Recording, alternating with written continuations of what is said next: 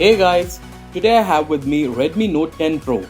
The smartphone offers a 6.67-inch Super AMOLED display having a pixel density of 395 ppi and a refresh rate of 120Hz.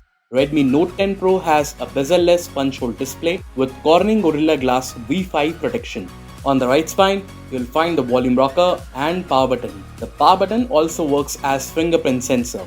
On the other side, the phone has a SIM tray. On top, there is a secondary microphone, IR blaster, speaker grill and a 3.5mm jack.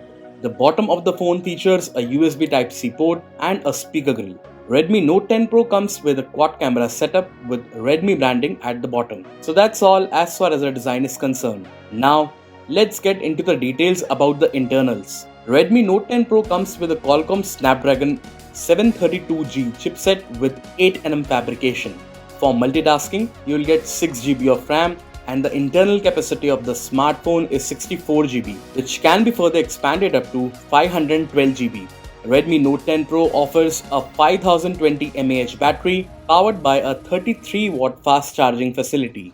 Coming to the camera specs, the phone features a 64-megapixel quad camera setup and includes a 64-megapixel primary camera supported by an 8-megapixel ultra-wide-angle camera, a 5-megapixel macro camera and a 2-megapixel depth camera.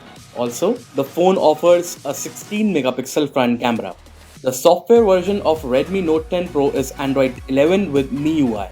So guys, that's it for Redmi Note 10 Pro. Thank you so much for watching this video.